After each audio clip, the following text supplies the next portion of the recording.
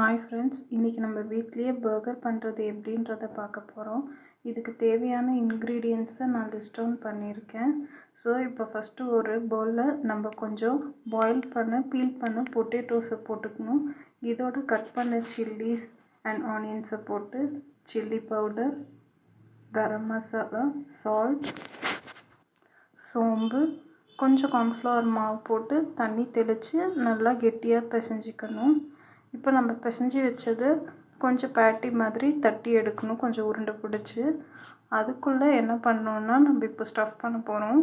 இப்போ நம்ம பண்ணி வச்சுருக்க உருண்டையில் கொஞ்சம் குழி பண்ணி அதில் ஏற்கனவே துருவி வச்சுருக்க சீஸும் பாயில் பண்ணி வச்சுருக்க கார்னையும் போட்டு நம்ம நல்லா உருண்டை பிடிச்சி, அதுவும் உள்ளே இருக்க மாதிரி வெளியே வராத மாதிரி நல்லா உருண்டை பிடிச்சி பேட்டி ஷேப்பில் இல்லை கட்லெட் ஷேப்பில் நீங்கள் வந்து நல்லா தட்டி எடுத்துக்கோங்க.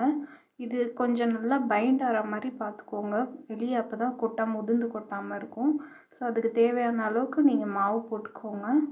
இப்போ பார்த்திங்கன்னா இந்த பேட்டிஸை ரெடி பண்ணி நம்ம வந்து கோட் பண்ண போகிறோம். அதுக்கு நம்ம கார்ன்ஃப்ளவர் ஒரு கப்பில் கொட்டி அதில் தண்ணியை ஊற்றி ஒரு பேஸ்ட் மாதிரி ரெடி பண்ணி வச்சுக்கணும், லம்ஸ் இல்லாமல்.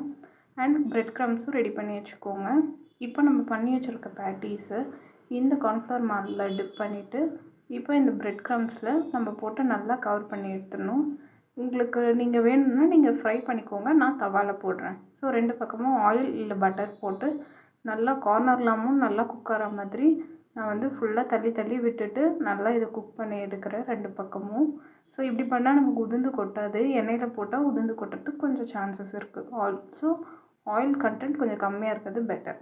ஸோ அதே தவாவில் இப்போ நம்ம பண்ணவும் வந்து நம்ம 2 பக்கமும் பட்டர் போட்டு மைல்டாக டோஸ்ட் பண்ண போகிறோம்.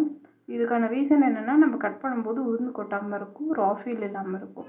ஸோ இப்போ ஒரு கத்தியை ஹீட் பண்ணி இந்த பண்ணை கொஞ்சம் கீழே கொஞ்சம் திக்காக இருக்க மாதிரி 2 ஹாஃபாக கட் பண்ணி எடுத்துக்கிறோம். இப்போ நம்ம அசம்பிளிங் பார்ட்டு தான். ஸோ இந்த பண்ணில் கீழ்ப்பகுதியை மட்டும் எடுத்து வச்சு அதில் நம்ம இப்போ மேவை நல்லா ஸ்ப்ரெட் பண்ணி விட்டுறணும். நல்லா ஈவனாக ஸ்ப்ரெட் பண்ணி விடுங்க, அப்போ தான் நல்லாயிருக்கும் சாப்பிட்றப்போ. ஸோ இது நீங்கள் ஒரு ஸ்பூன் வச்சு ஸ்ப்ரெட் பண்ணிவிட்டு நெக்ஸ்ட்டு என்ன பண்ணணும்னா, நம்ம ரெடி பண்ணி வச்சுருக்க பேட்டி எடுத்து வைக்கிறோம். இதுக்கு மேலே ஆனியன், டொமேட்டோ, நம்ம கட் பண்ணி வச்சுருக்க வெஜிடபிள்ஸ் எல்லாம் போட்டுட்டு இதை நான் கொஞ்சம் வந்து கெச்சப் ஆட் பண்ணுறேன் டேஸ்ட்டுக்காக. இது ஆப்ஷனல் தான். இப்போ இதில் வந்து ஆரிகேனோ பவுடர் உங்களுக்கு வேணும்னா நீங்கள் போட்டுக்கலாம். அதுக்கப்புறம் பார்த்திங்கன்னா ஃபைனலாக நான் வந்து லெட்யூஸ் சேர்க்குறேன். வச்சுட்டு அதே மேவை கொஞ்சம் நான் போட்டுட்டு நம்ம பண்ணி வச்சுருக்க அந்த பண்ணை டாப் எடுத்து க்ளோஸ் பண்ணிடுறோம். இது வந்து கொஞ்சம் பைண்ட் ஆகிறதுக்காக நான் ஒரு அமுக்கி எடுக்கிறேன். ஸோ ஃபைனலி நம்மளுடைய ஹோம்மேட் பர்கர் ரெடி.